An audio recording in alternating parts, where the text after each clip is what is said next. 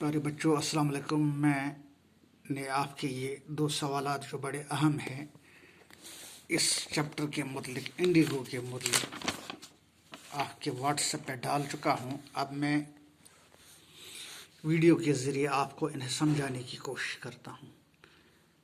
اب تک جو ہم نے پڑھا یہاں تک، اس کا جو لب لباب ہے، اس میں سے آتھر یہ ہمیں دو سوال پوچھتا ہے۔ وہ کہتا ہے question number 1، list the places that Gandhi visited between his first meeting with Shukla and his arrival at Champaran.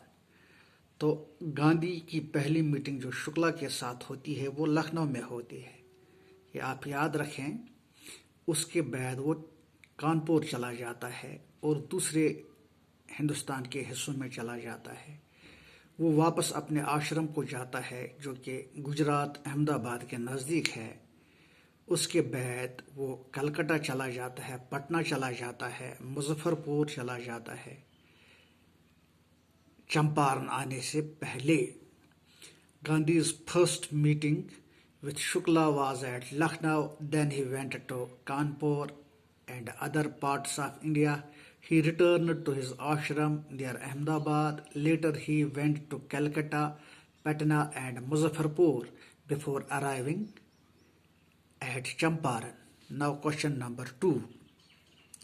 What did the peasants pay the British landlords as rent?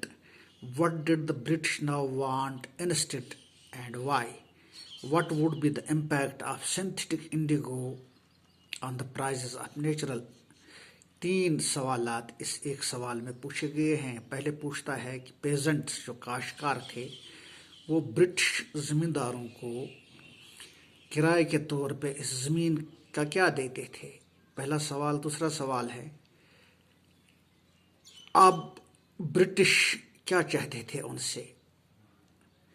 تو تیسرا سوال کہتا ہے امپیکٹ، جو یہ اثر تھا سنتھیٹک کلر جو جرمنی میں ایجاد کیا۔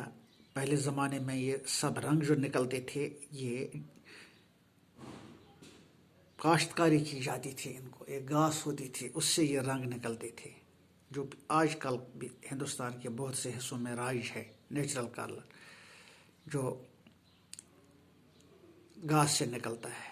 اب اس کے بعد جب یہ سنتھیٹک کلر روگن وجود میں آیا تو اس پرانے کلر کی وہ روایت جاتی رہی۔ تو اس سے اس انڈیگو کی کاشت پہ کیا اثر پڑا؟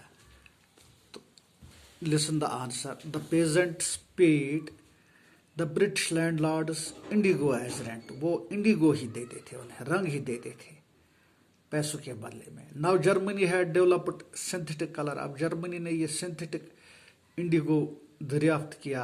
سو the British landlords want money as compensation for being released from the 15% arrangement۔ تو جو 15% انہیں انڈیگو دینا پڑتا تھا اس پیداوار کا ایز رینٹ، اب وہ اس کے بدلے میں پیسہ چاہتے تھے تاکہ اس 15% سے ان کو رہا کیا جائے۔ The prices of natural indigo would go down due to the invention of synthetic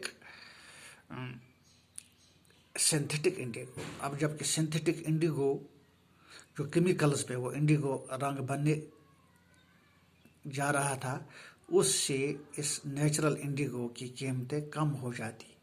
okay dear students, آج کا ویڈیو شارٹ ہے اور ہم عبداللہ صاحب کی ماں پہ بھی دعائے مغفرت اور جنت میں جانے کی دعا کریں گے۔ آمین یا رب العالمین۔